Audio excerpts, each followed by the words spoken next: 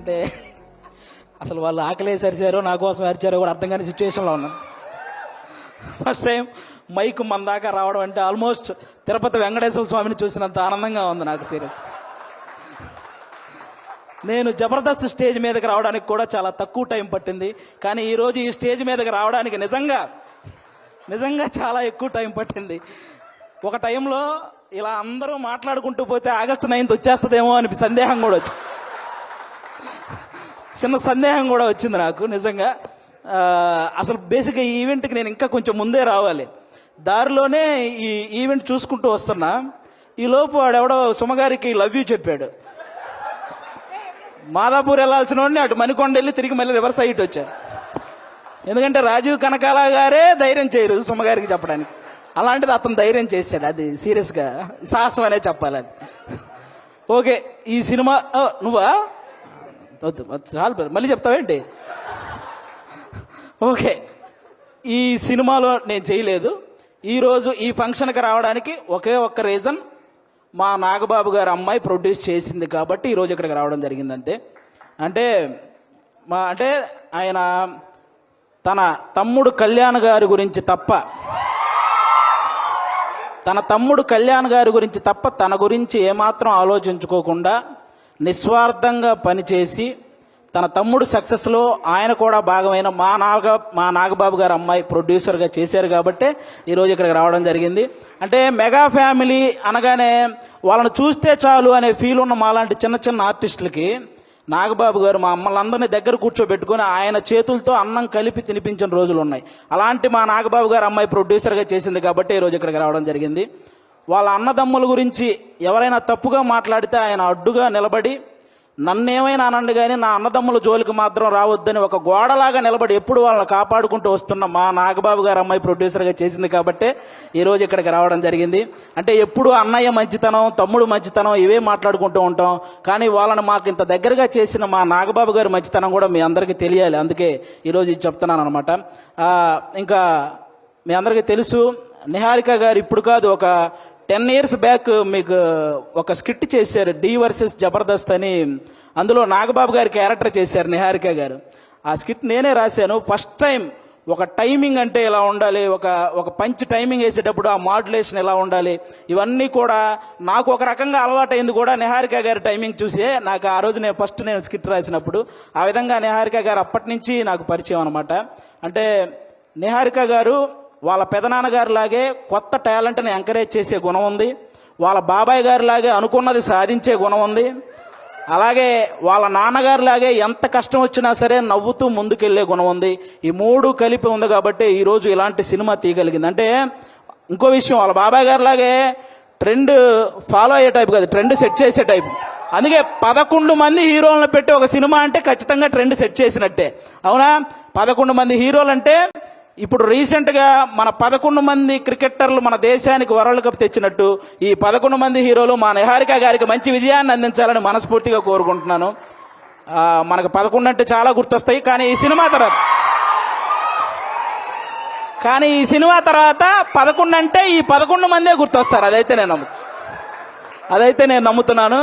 కాబట్టి అంటే ప్రతి ఊర్లో ఒక కమిటీ ఉంటుంది.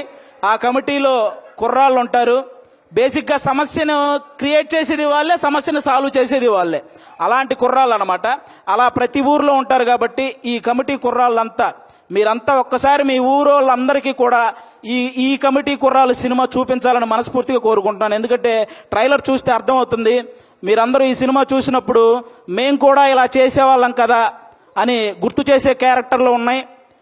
మేము ఇలా ఎందుకు చేసాం అని ఆలోచింపజేసే క్యారెక్టర్లు ఉన్నాయి. ఇక నుంచి ఇలా చేద్దాం అని అనుసరించే క్యారెక్టర్లు కూడా ఉన్నాయి అనిపిస్తుంది ఈ సినిమాలో. కాబట్టి మీరందరూ కూడా ఈ కమిటీ కుర్రాళ్ళ సినిమా, మీ ఊర్లో ఉన్న కమిటీ కుర్రాళ్ళందరూ ప్రతి ఊరు వాళ్ళని తీసుకెళ్ళి ఈ సినిమా చూడాలని మనస్ఫూర్తిగా కోరుకుంటున్నాను. అలాగే ఈరోజు ఇక్కడికి ఈ సినిమాని ఆశీర్వదించడానికి వచ్చిన మన ముగ్గురు గెస్ట్ల హీరోలు, అంటే వాళ్ళు కథ నేను సెలెక్ట్ చేసుకోవటం కాదు, కథ నన్ను సెలెక్ట్ చేసుకోవాలి అని ఫీల్ అయ్యే 3 గెస్టులు ఇక్కడ ఉన్నారు మనకి. వాళ్ళ 3 వైవిధ్యమైన సినిమాలు చేస్తూ వస్తున్నారు. ఇక్కడ అడవిశేష్ గారు అయితే మామూలుగా ఎవరైనా సీట్లో కూర్చొని చూసే సినిమాలు, ఈయన సీట్ ఎడ్జ్లో కూర్చొని చూసే సినిమాలు చేస్తుంటాడు. అంటే మొత్తం అన్ని ట్విస్టులు ఉంటాయి ఆయన ఏ సినిమా చేసినా. ఆయన ఇండస్ట్రీకి వచ్చినప్పుడు కొత్తలో ఆయన నేర్చుకుంది ఏంటంటే నా బాడీ లాంగ్వేజ్ ఎలాంటి సినిమాలు చేయకూడదో తెలుసుకున్నాడు ఫస్ట్ ఆయన. ఆ తర్వాత ఆయన చేసిన సినిమాలన్నీ ఎలాంటి ట్రెండ్ సృష్టించాయో మీ అందరికీ తెలుసు. అక్షాణం కానీ, గూఢాచారి, ఎవరు, మేజర్, ఇలా చెప్పుకుంటూ పోతే అన్ని అంటే ఆయన సినిమాలకు ఒక సపరేట్ ఫ్యాన్ బేస్ ఉంది. ఇంకా మా సాయి ధర్మ తేజ్ గారు మామూలుగా ఎవరైనా పేరులో ఇంటి పేరు పెట్టుకుంటారు, కొంతమంది క్యాస్ట్ పేరు పెట్టుకుంటారు, కొంతమంది నాన్నగారి పేరు పెట్టుకుంటారు. కానీ ఫస్ట్ టైం పేరులో అమ్మగారి పేరు పెట్టుకొని ప్రతి ఒక్కరూ వాళ్ళ అమ్మని అంతలా గౌరవించాలి అని మనందరికీ ఒక సంకేతాన్ని ఇచ్చినటువంటి హీరో మన సాయి ధర్మ తేజ్ గారు.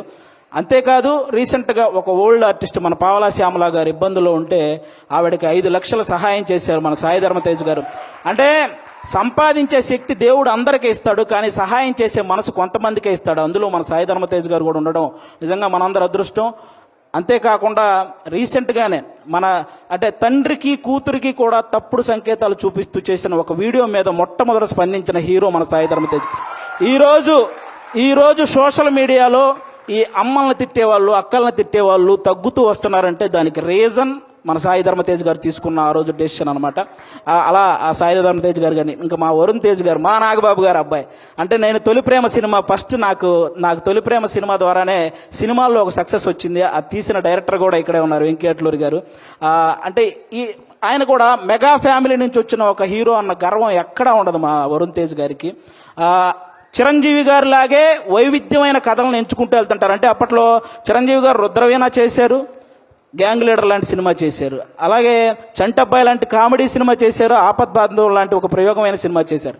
అలాగే మా వరుణ్ తేజ్ గారు కూడా తొలి ప్రేమ లాంటి లవర్ బాయ్ క్యారెక్టర్ చేశారు, ఫిదా లాంటి పక్కింటబ్బాయి లాంటి క్యారెక్టర్ చేశారు, అంతరిక్షం లాంటి ప్రయోగం చేశారు, గద్దలకొండ గణేష్ లాంటి మాసు చేశారు, F2 లాంటి ఫన్. అంటే ఒక డైరెక్టర్కి ఛాలెంజ్, నేను ఏదైనా చేయగలను, మీరు ఎలాంటి సబ్జెక్ట్తో వచ్చినా చేయగలను అనే హీరోగా మా వరుణ్ తేజ్ గారు తయారవుతున్నారు. కాబట్టి ఇలాంటి గెస్టులు ఈరోజు మన దగ్గరికి రావడం నిజంగా మీ సినిమాకి, అలాగే ముఖ్యంగా ఇక్కడ ఈరోజు ఎవరైతే కుర్రాళ్ళు ఉన్నారో మొత్తం, నేను బేసిక్గా ఇక్కడ ఎవరో కొత్త కుర్రాళ్ళు అన్నారు, కానీ వాళ్ళు స్టేజ్ మీద మాట్లాడింది, ట్రైలర్లో చేసింది చూస్తే ఈ ముందున్న వాళ్ళందరూ కొత్త కుర్రాళ్ళు అనిపించింది నాకు. అలా మాట్లాడుతున్నారనమాట. కానీ అస్సలు సినిమా ఎక్స్పీరియన్స్ లేని ఈ టాలెంటెడ్ కుర్రాళ్ళకి సినిమా మాత్రమే ఎక్స్పీరియన్స్ ఉన్న సాయి కుమార్ గారితో కలిసి చేయటం మీ అందరి అదృష్టం నిజంగా. కాబట్టి మీ అందరికీ once again all the best. August 9 తర్వాత ఖచ్చితంగా ఈ సినిమాకి సక్సెస్ మీట్ ఉంటుందని నేను మనస్ఫూర్తిగా కోరుకుంటున్నాను. వన్స్ అగైన్ నిహారిక గారికి కూడా ఆల్ ద బెస్ట్ అండి. థ్యాంక్ యూ ఆది గారు. నెక్స్ట్ మీటింగ్కి మైక్ పట్టుకెళ్తున్నారా? అండ్ కొంతమంది మాట్లాడితే ఆపితే బాగుంటుంది అనిపిస్తుంది, కానీ ఈయన మాట్లాడితే మాత్రం చెవులు నిక్కబుడుచుకుని మరీ వింటూ ఉంటాము. సో ఆది గారు, థ్యాంక్ యూ సో మచ్.